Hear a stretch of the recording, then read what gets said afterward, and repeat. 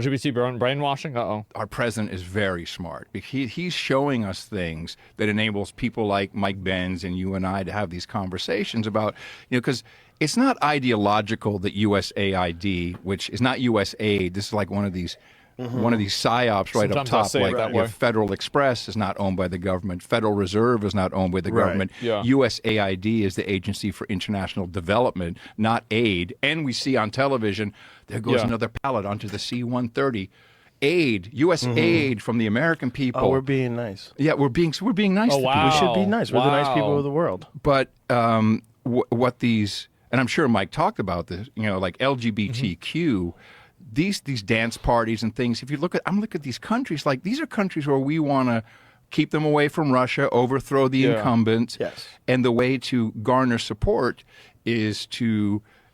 And I really love how they added the Q. That just became so clear to me all of a sudden. If you sponsor LGBTQ, these are outcasts. These are people who feel that they've been marginalized. Sure. Then you add a Q, like, well, I mean, to be fair, in a lot of these other countries, they are legitimately marginalized. Like, it's, in the U.S., we forget about this, but in a lot of countries, like, you actually are marginalized if you're gay, right? And not even to mention trans. I can be queer. I'm different. I'm odd. You bring more people in. You can bring the anarchists in. You can get A. They have the A's in Oh, yeah. now, The A's, the I's. So crazy. Everything. But the A's don't even have a dog in the fight. But that's the point. You want them to come to the party. Yes. Come to the party. You're allowed to the party. That's why it's so long now. And I saw this, AfD in Germany, this is the extreme right party, and they wanted, to slow or remove immigration. And so now there was a protest against the AfD, they're getting ready to vote now. And there's 100,000 people there. And I'm like, wow. I thought, because I know people in Germany. I have friends in Germany. They really are sick and tired of this immigration stuff. So where are these people coming from? And in the news report, right up front, there's a dude in a blonde wig with eyeshadow saying, we just want to get along. Can't we just be diverse? I'm like, that's the PSYOP. Yes. He's talking about himself.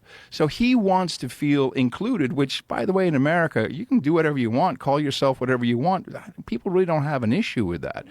But generally, they've just taken this and abused these people into their political agendas all over the world. And, of course, it sparked something here in the States. If you look, the Democrat Party, they're going to die on this hill. They're still like, oh, no, LGBT. I think that he's right about this part, that they're completely captured by identity politics.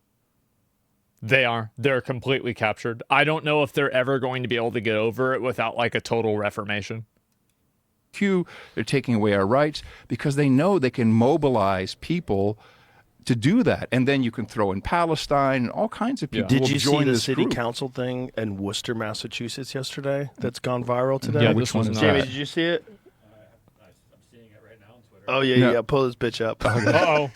I haven't seen there's a compilation of these people, like, absolutely freaking out. The best one's the compilation, if you can find the compilation. But it's all these LGBT people show up at this city council meeting to say there's like a trans genocide. It's one of those, dude. We're going to round up in concentration camps. Yeah, 5 minutes long. Just give me, start from the beginning. Give me. Can you wrap up, please? Yes, I can. If you say that you're afraid of Trump and that's why you don't want the city to be a safe space for trans people, you better prepare for trans people to make this a very unsafe space. Oh, brother. I'm shaking right now. We saw this. I don't want to be here. Up, I believe him. I'm sorry. Am I taking too long pleading for my life? You remembered how many children I have and that 2 of them are trans. There it is. Yeah. I speak as both the B and the T in the LGBT. He's both. I'm multiply disabled. I have Ehlers-Danlos syndrome, which is a connective tissue disorder that causes me immense physical pain. I'm on the autism spectrum, and I have narcolepsy, and I couldn't drive myself here, so I had to hide from my driver that I was in drag, which is not an easy thing to do in drag. I do not want to be here. It's Whoa. my day off. Whoa. I do not want to be This in is the your one DMs. from earlier. I do not want to be in your email inboxes. I do not want my creativity writing diss tracks like Kendrick. I don't want to spend an hour applying glitter on my face so that you will hear and see me. What? I want you to listen to me. Let us remember that the No, that's Well, enough. so- It's like, you made me put glitter on my face, you piece of shit.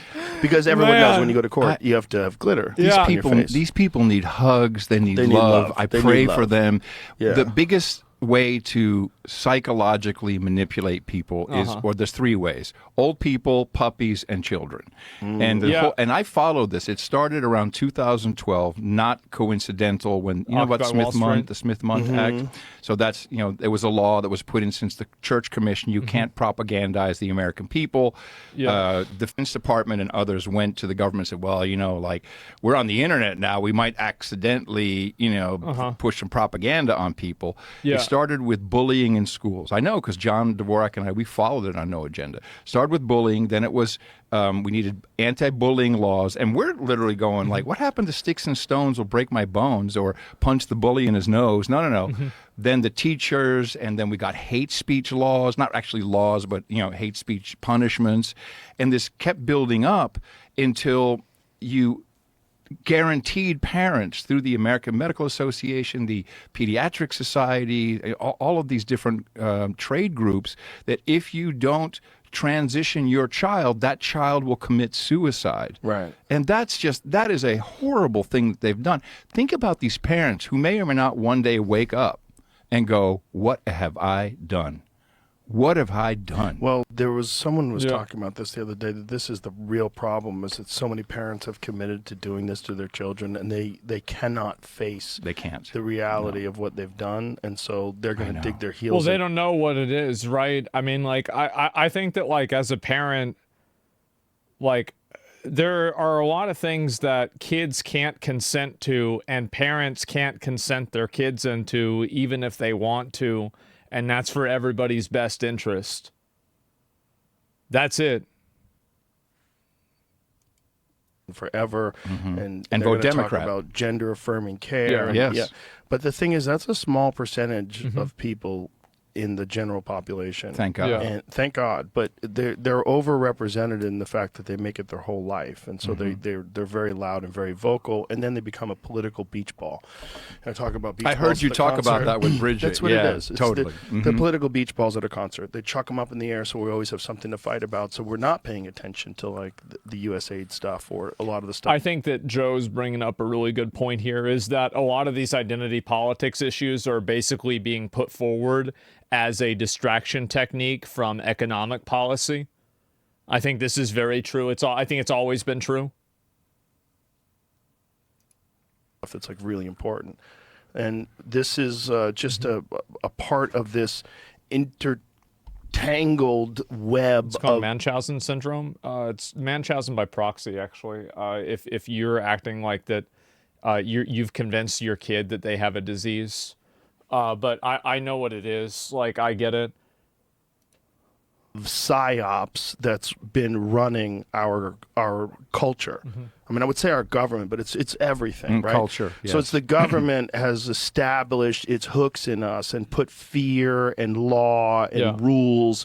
And the more law and the more rules, the better, because the more likely you're going to break a few of them, and then you're going to shut the fuck up. Yeah. And they've got these fucking things everywhere, and it's just allowing them to run this mafia business.